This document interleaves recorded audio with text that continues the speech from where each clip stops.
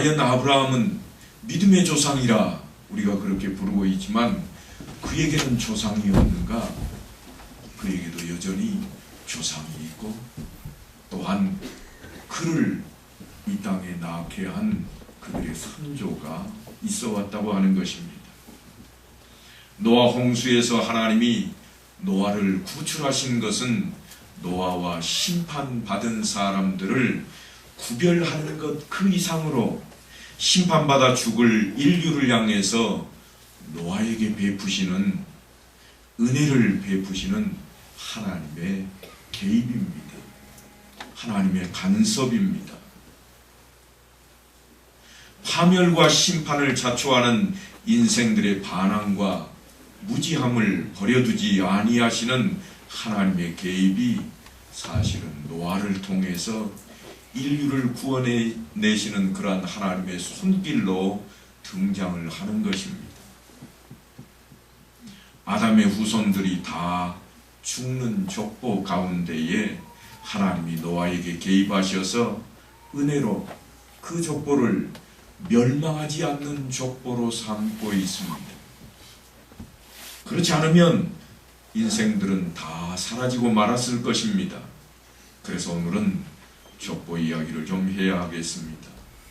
창세기 10장에는 노아의 족보를 소개하면서 노아의 세 아들인 야벳과 함을 소개하고 오늘 본문에 와서 마지막으로 셈의 족보를 기록하고 있습니다. 21절에 보면 셈은 예벨 온 자손의 조상이요 야벳의 형이라 그에게도 자녀가 출생하였으니 셈의 자손 가운데 가장 중요한 중심에 누가 있는가 하면 가장 중요한 인물로 예벨이라 하는 인물이 떠오릅니다. 그래서 셈은 예벨 온 자손의 조상이라 그래 놓았습니다. 그런데 예벨이 왜 그 중심에 있을까요? 22절로부터 보면 셈의 아들은 엘람과 아스루와 아르박삿과 룻과 아람이요 아람의 아들은 우스와 홀과 게데와 마스며 아르박삿은 셀라를 낳고 셀라는 예벨을 낳았으며 그러니까 셈으로부터 4대째에 가서야 예벨이 등장을 합니다. 그런데 아담의 후손 다른 말은 아담의 아들 셈을 이야기할 때 셈을 대표하는 인물로 누구를 들고 있는가 하면 저 4대째 내려가 있는 예벨을 들고 있다고 하는 것입니다. 예벨이 등장을 하는데 예벨이 두 아들을 낳는 이야기가 25절에 나옵니다. 두 아들의 이름은 벨렉과 욕단입니다. 한번 25절을 보십시다. 예벨은 두 아들을 낳고 하나의 이름은 벨렉이라 하였으니 그때의 세상이 나뉘었으며 벨렉의 아우의 이름은 욕단이며 이렇게 되어 있습니다. 그때의 세상이 나뉘었다. 그 말은 우리식으로 말하면 쪼개졌다 그런 의미입니다. 여러분 사과를 드실 때 주로 어떻게 드시는가요? 요즘은 도구가 많아서 칼을 가지고 다니시는 분도 계시겠지만 과거 같으면 쓱쓱 닦아가지고 손으로 잡고 딱 쪼개는 겁니다. 둘로 쪼갭니다. 둘로 쪼갠다 그 말은 하나는 자기 입으로 들어가지만 하나는 다른 곳으로 가는 것을 의미합니다. 나누는 거예요. 나눈다 그 말은 쪼갠다고 하는 의미를 담고 있습니다. 그래서 예벨이 중요한 것은 이 예벨에게 두 아들이 있었는데 그때의 세상이 쪼개졌다 그런 말입니다. 세상이 나뉘어졌다. 세상이라 그 말은 이 땅덩어리 지구를 의미하는 그런 단어가 아닙니다. 이 지구 안에 있는 인생들의 삶을 이야기합니다. 그 삶이 두 개로 쪼개졌다. 지금 성경이 그렇게 표현을 하고 있습니다. 그러면서 이 족보는 둘째 아들 욕단의 이야기로 바로 이어집니다. 26절부터 보니까 욕단은 하고 욕단이 누구를 낳고 또 누가 누구를 낳고 하는 것이 이어져서 셈의 자손의 족보가 10장의 끝을 맺습니다. 뭐라고 끝을 맺는가 하면 이들은 그 백성들의 족보에 따르면 노아 자손의 족속들이요 홍수 후에 이들에게서 그 땅의 백성들이 나뉘었더라. 그리고 욕단의 족보만 이야기하고서는 끝내버리고 있습니다. 그리고 뭐가 나오는가 하면 바벨탑 사건이 기록이 됩니다. 바벨탑 사건, 이 사건이 나오고 난 뒤에, 그리고 난 뒤에 가서 누구의 족보가 등장을 하는가 하면 드디어 노아의 아들 셈의 족보가 소개가 됩니다. 앞에서는 욕단의 족보였습니다. 그런데 여기 와서 셈에 대한 족보가 다시 한번 나오는데 이때에는 에벨의 아들 가운데 첫째 아들인 벨렉의 계보를 말하고 있습니다. 이 족보에 누가 등장을 하는가 하는 것이 아주 중요합니다. 10절에 보면 셈의 족보는 이러하니라 하고 시작해서 16절에 가면 에벨은 34세에 벨렉을 낳았고 그랬으며 18절로 내려가면 벨렉은 30세에 르우를 낳았고로 시작해서 26절로 쭉 내려가면 데라는 70세에 아브람과 나홀과 하란을 낳았더라. 이렇게 되어 있습니다. 누구 이야기가 나오고 있는가 하면 우리가 잘 아는 믿음의 조상 아브라함의 족보가 등장을 하고 있는 것입니다. 왜 성경은 10장에서 벨렉을 따르는 족보를 이야기하지 않고 욕단에 대해서 이야기를 먼저 했을까요? 첫째 아들도 아닌 둘째 아들을 먼저 왜 노아의 자손이라 그렇게 기록을 했을까요? 11장에는 사실은 바벨탑 사건을 먼저 다루고 있습니다. 그리고 나서 첫째 아들 벨렉을 불러냅니다. 그러니까 지금 성경이 하고자 하는 이야기는 뭔가 하면 바벨탑을 쌓은 그 자손들이 누구냐 하면 세상이 둘로 쪼개지고 그때에 남아있던 예벨의 둘째 아들 욕단으로 이어지는 그 후손들일 것이라고 하는 암시를 주고 있습니다. 이 후손들은 노아의 후예이며 셈의 자손이고 예벨의 아들입니다. 그들은 바벨탑을 쌓을 생각밖에 없었습니다. 자랑거리를 만들려는데 혈안이 되어 있습니다. 그것이 그들의 실력입니다. 하나님을 의지하며 사는 신앙이 없고 참다운 진리와 지식도 없는 멸망을 자초하는 그러한 세상과 역사입니다. 그럼에도 불구하고 멸망하고 죽을 수밖에 없는 그들 가운데에서 하나님은 예벨의 아들 벨렉을 세상이 나뉘게 하시고 구별시키시고 택하셔서 아브라함의 족보를 준비하고 계신 것입니다. 그래서 아브라함을 통해서 모든 족속이 복을 받도록 하십니다. 이것이 우리가 역사를 보는 눈입니다.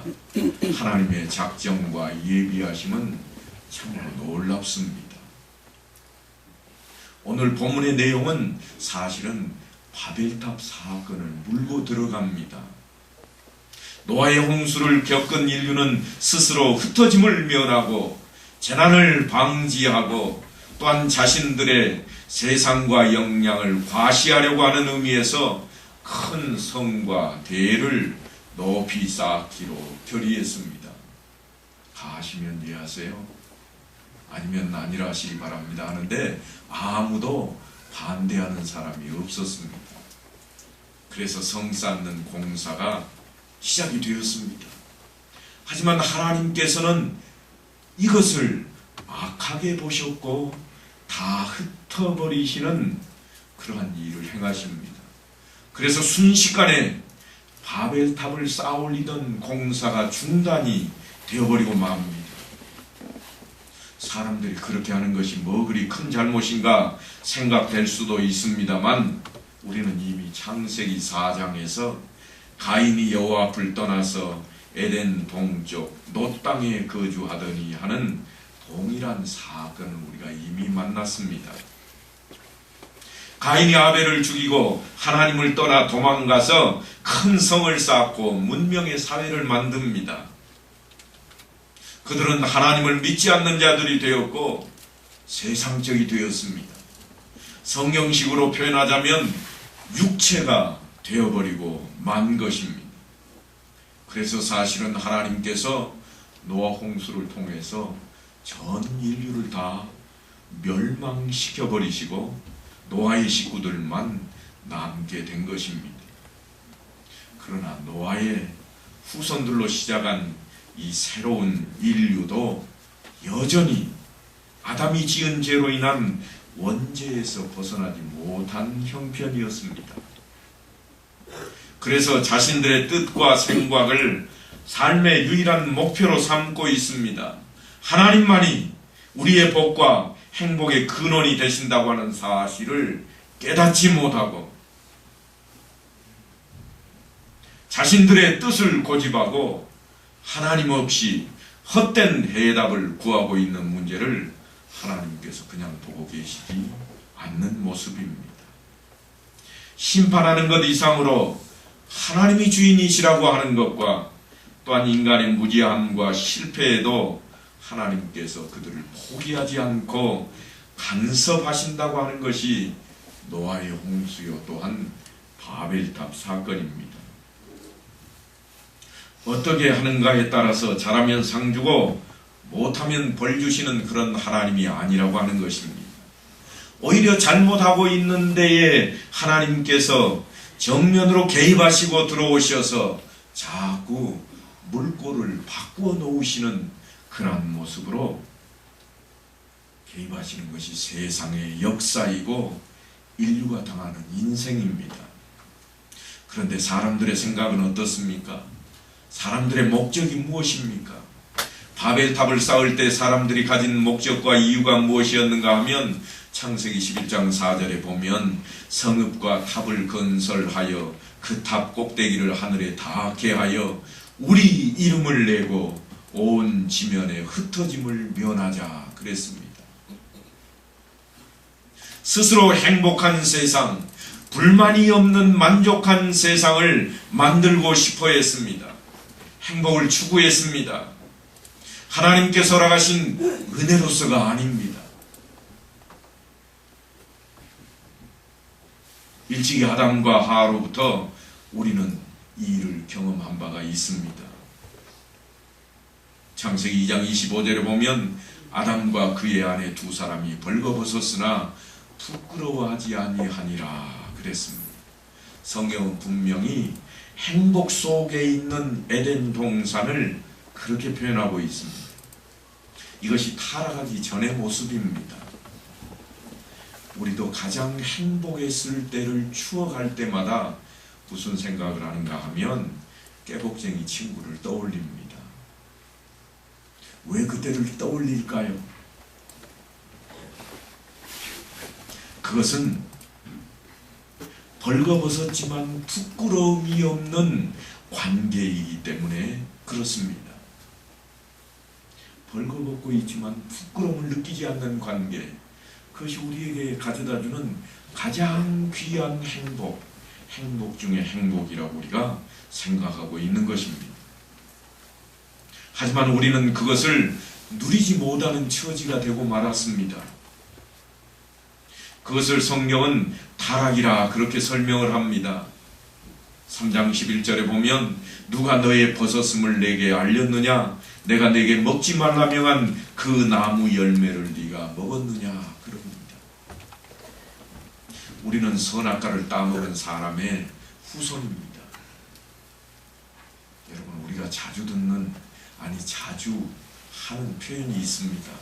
그게 뭔가 하면 아이고 내 새끼, 아유 창피해, 아유 부끄러워, 어서 옷 입자.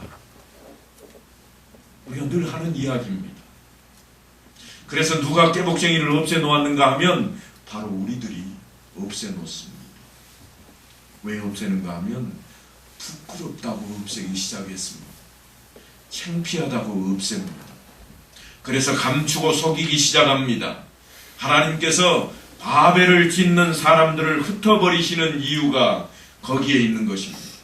하나님을 떠나서 찾고자 하는 것은 답이 될 수가 없습니다. 우리는 타락한 인생이기에 더 이상 부끄러움을 모를 수가 없습니다.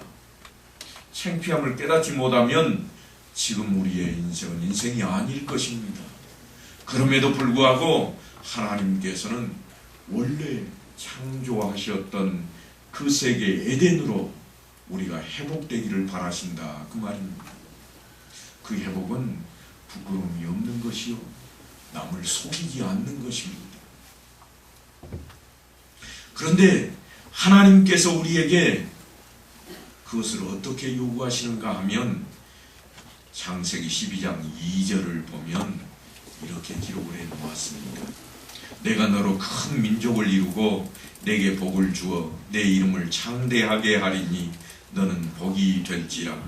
너를 축복하는 자에게는 내가 복을 내리고 너를 저주하는 자에게는 내가 저주하리니 땅의 모든 족속이 너로 말미암아 복을 얻을 것이라. 하나님이 어떤 마음이신가 그러면 하나님의 마음이 바벨탑 공사를 하는 그 인류가 가지고 있던 그 마음입니다. 바벨탑 공사를 하던 그 사람들의 마음이 무엇이었는가 하면 우리가 좀 행복해보자 하는 것이었고 우리가 흩어지지 말자 하는 것이었습니다. 우리가 좀 잘 살아보자 하는 것이었습니다. 그런데 하나님께서 그 동일한 마음을 품고 그 동일한 것을 약속으로 아브라함에게 허락하고 있습니다. 이것이 하나님의 뜻입니다. 하나님을 떠나서 그것을 찾는 사람들은 하나님께서 벌하시지만 하나님 안에서는 하나님께서 그것을 오히려 허락하신다고 하는 것입니다. 내 이름을 장대하게 하고 너로 복의 근원이 되게 하고 모든 족속이 너로 인하여 복을 받는 흩어짐이 없는 참다운 복을 약속하십니다. 복과 진리와 영생에 속한 것은 하나님께로만 나온다는 말씀입니다. 그분으로부터만 가능합니다. 사실 우리는 그것을 만들 수가 없습니다. 우리의 조상들이 이미 한번 만들려고 했다가 실패했다고 하는 내용이 바로 창세기 11장에 있는 바벨탑 사건입니다. 우리가 그것을 스스로 만들려고 할 때에 타락의 길을 가는 겁니다. 아담과 하와가 그 일 한번 해보려고 선악과를 따먹었다가 타락이라고 하는 커다란 짐을 하나 지게 되었습니다. 우리는 모두 내가 이해하지 못하면 상대방이 틀린 것이라고 보기는 고약한 습성이 있습니다. 그리고 그것을 지성이라고 포장을 합니다. 너무나 잘 아시겠습니다만 자식을 길러보면 자식은 부모의 마음을 이해하지 못하고 납득하지 못하는 것을 대하게 됩니다. 왜 열심히 공부를 해야 하는지, 왜 반찬을 골고루 먹어야 하는지, 왜 매일 깨끗이 씻어야 하는지를 모릅니다. 하지만 부모는 자녀가 납득할 때까지 방치해 두는 법이 없습니다. 납득하지 못하면 강요할 수밖에 없습니다. 억지로라도 하게 만들 수밖에 없다 그 말입니다. 그러니까 자식이 부모가 될 때까지는 부모를 사랑하고 존경하기란 쉽지가 않습니다. 왜냐하면 자기가 납득이 안 돼 있으니까. 부모가 돼봐야 납득을 합니다. 아, 우리 엄마가 그래서 그랬구나. 그래서 늘 하시는 말씀이 꼭 너 닮은 딸 하나 낳아가지고 한번 키워봐라 그러는 거 아니겠습니까? 그렇게 납득하는 것이 쉽지 않다는 겁니다. 그런데 여러분, 하나님 보시기에 우리 인생이 딱 그 모양입니다. 그래서 하나님이 우리에게 자녀를 주셨는지 모릅니다. 너도 한번 봐라. 내가 너를 어떻게 사랑하는지 아느냐? 네가 자녀를 키워보면 알 것 아니냐? 그래서 하나님께 우리에게 자녀를 허락하실 때 태문을 여는 것이 뭐라고 그래요? 복이라 그러고 복이다. 너희들에게 복이다.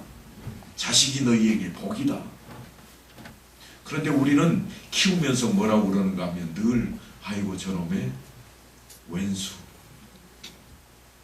복이라고 생각을 하지 않고 왼수로 여긴다는 말입니다. 왜냐하면 우리가 납득이 안 되는 것을 억지로 시킬 수 없기 때문에 그렇습니다.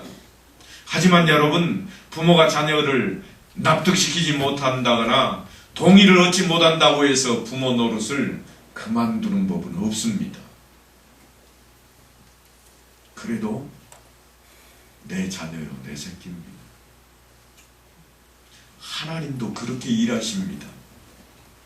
예전에 우리가 곁길로 튀려고 하고 말을 안 들으려고 열심을 내도 하나님께서 우리를 바라보실 때 아이고 그래도 내 새끼,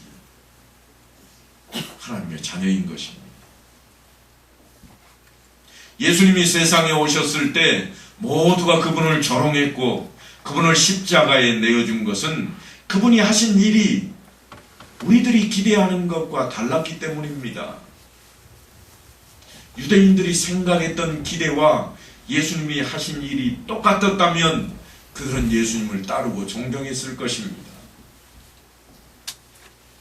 우리가 원하는 메시아는 고통을 면해주시는 메시아요, 내 욕심을 채워주시는 메시아를 찾고 있지만 하나님께서는 하나님의 뜻을 이루시는 메시아를 예비하신 겁니다. 우리의 뜻, 우리의 생각이 아니라 하나님께서 생각하시는 메시아를 준비시켜 놓으셨습니다.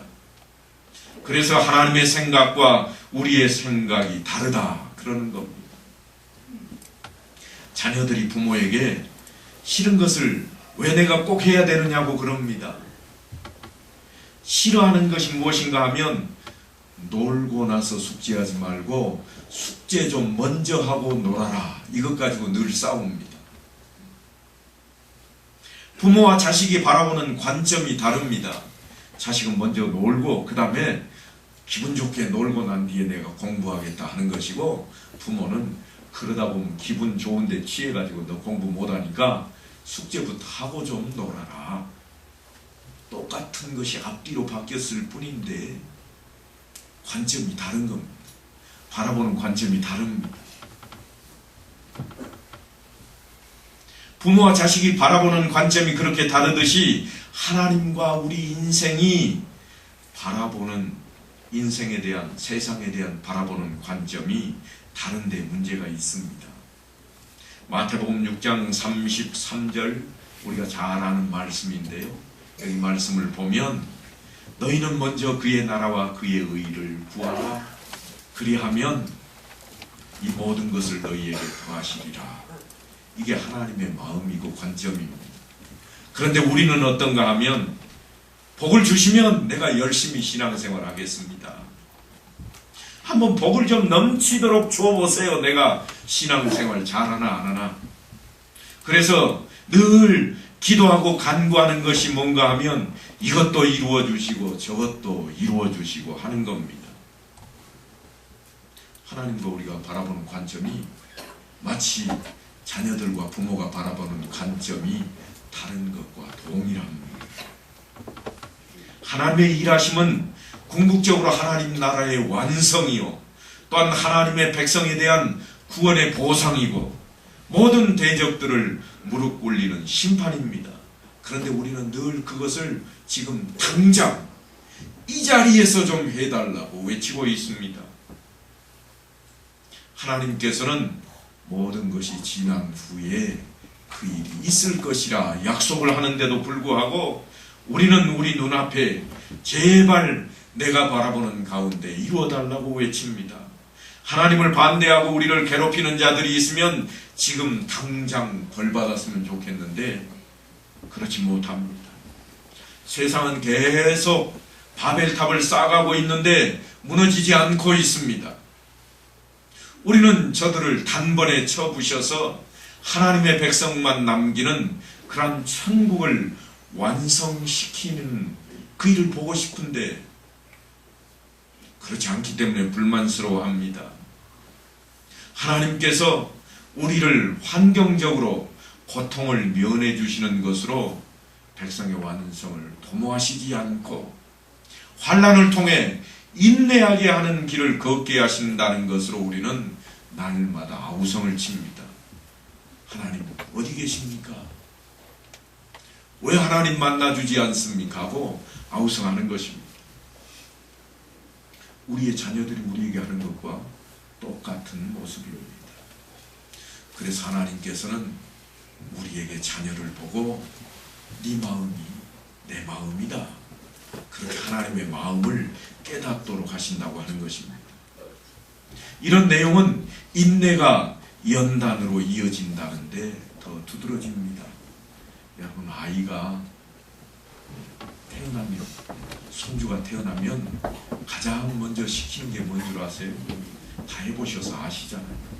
잼잼 시키고 까꿍하면서 똑바로 바라보게 하고 조금 지나면 자 걸어봐라, 하기 싫다고 울어도 세워놓고 한 발, 그래 한 발 더 해봐라. 아이는 싫어하지만 우리는 아이에게 고통을 주면서까지 그 일을 시킵니다. 왜 그렇게 하는가요? 아이가 잘 자라게 하기 위해서 그렇습니다. 왜 아이가 듣기 싫어하는데도 뭔가 들으라고 요구하며 음악을 들려주고 때로는 성경 말씀을 들려주고 그렇게 할까요? 그것은 아이가 훌륭해지기를 바라기 때문입니다. 아이를 괴롭히려고 그렇게 하는 사람은 없습니다. 여러분이 인생 가운데 다가오는 모든 일들이 여러분을 괴롭히려고 다가온다고 생각하십니까? 결코 그렇지 않습니다. 하나님께서 우리에게 인내라고 하는 것을 요구하고 계시는 겁니다.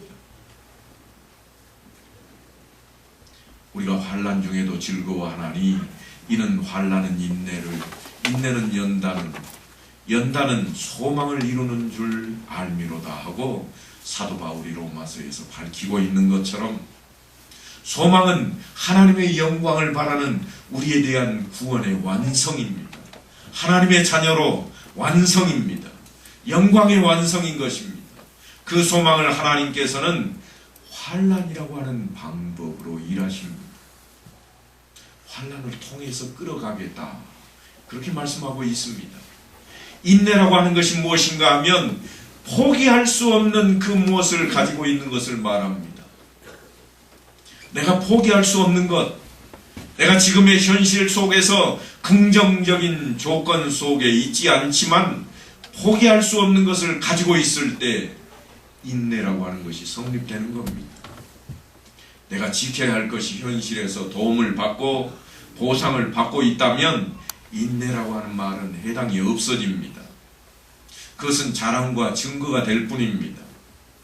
인내는 우리가 예수 안에서 하나님의 자녀가 되어 가는데 포기할 수 없는 것을 기억하고 지키는 것입니다. 이것은 경험입니다. 끊을 것은 끊고 버릴 것은 버린다고 하는 신자다운 것을 만드는 것입니다. 이것은 신자의 지혜라, 그렇게 표현할 수도 있습니다. 그래서 이것을 만드시려고 그러시는구나 하고 깨닫는 그런 경지에까지 우리가 도달해야만 합니다. 인류 역사는 하나님께서 지켜보고 계시는 정도가 아니라 주권적으로 간섭하시고 개입하시는 그러한 모습입니다.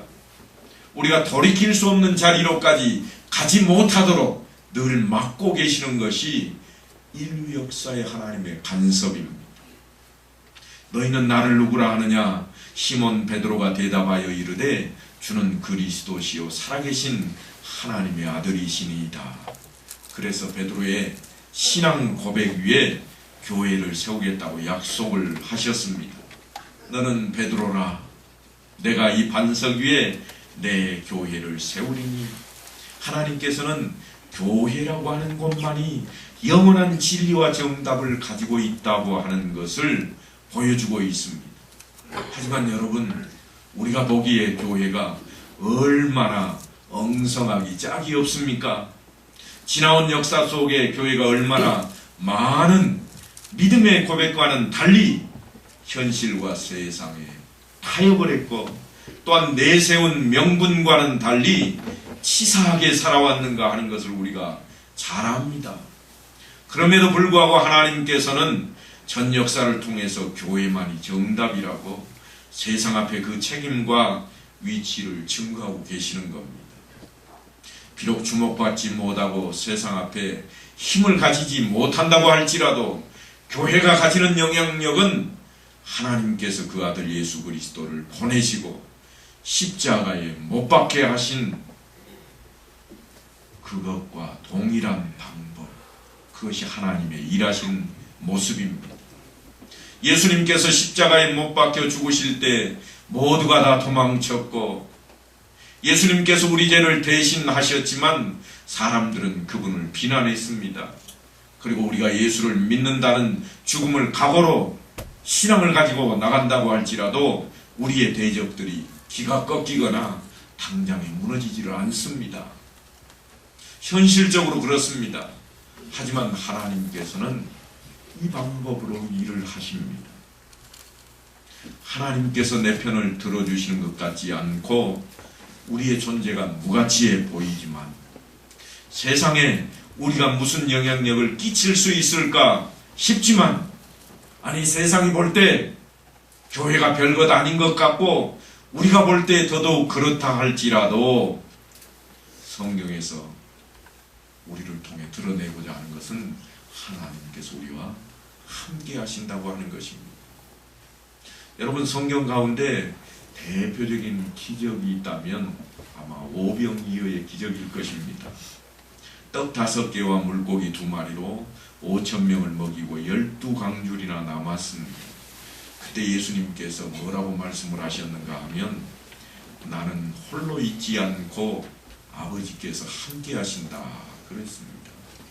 세상 사람들은 오병이어 역사만 있다면 당신은 우리의 왕입니다 하고 외쳐댔지만, 예수님께서는 그 무리들을 보시고 나와 함께 하시는 이는 오직 아버지뿐이라고 말씀을 하고 있는 겁니다. 십자가는 하나님께서 가장 큰 지혜와 능력과 권세로 개입하신 사건입니다. 그것을 세상이 모르고 있을 뿐입니다. 우리는 하나님의 손길이고 또한 하나님의 일꾼이고 하나님의 증인으로 세워져 있습니다. 그러니까 우리 없이는 세상이 아무것도 아닙니다. 하나님께서 이 세상에 주도권을 가지고 하나님의 전능하심과 지혜로 우리에게 개입하시는 겁니다. 하나님의 비교할 수 없는 놀라운 개입입니다. 오늘 본문에 개입하시는 그 하나님의 은혜가 셈은 예벨 온 자손의 조상이요, 그렇게 기록되어 있습니다. 여러분의 인생을 여러분이 생각하는 것보다 성경에 비추어서 귀하게 생각하는 법을 배워야 됩니다. 우리는 이것을 믿음이라 그럽니다. 신앙은 우리를 근거로 하지 않고 하나님께서 일하시는 그것을 근거로 삼고 있습니다. 그래서 하나님께서 필요하시면 무엇인들 못하시겠느냐 하는 그 마음으로 우리가 다짐을 하는 것입니다. 그러니까 우리 각자가 하나님의 일하심같이 매일 소중한 날이요, 매일 우리가 그 소중한 인생이라고 하는 그 생각을 한다면 우리가 신자로서의 삶은 정말 변화된 삶으로 살아갈 수 있을 것입니다. 아브라함의 조상이 어디로부터입니까? 분명 그의 조상은 데라요, 그 위는 벨렉이고 예벨이고 또한 셈이고 노아입니다. 아니, 아담이죠. 하지만 아브라함의 계보는 믿음의 계보요, 하나님의 사람이라고 하는 신앙의 계보입니다. 여러분은 어떠하십니까? 여러분의 족보는 어떠합니까? 여러분을 중심으로 해서 하나님의 은혜로 개입하심이 기쁨이 되는 그러한 삶이 되시기를 간절히 축원합니다. 그래서 우리 모두가 하나님께서 간섭하시고 개입하심이 마치 내가 내 자녀를 향해 개입하고 간섭하는 그 모습을 기억하시고 결코 하나님이 나를 떠나시거나 나를 내버려 두지 않으시고 나를 늘 간섭하시고 함께 하신다는 그 마음으로 하나님의 뜻에 합한 자들이 될 수 있기를 간절히 축원합니다.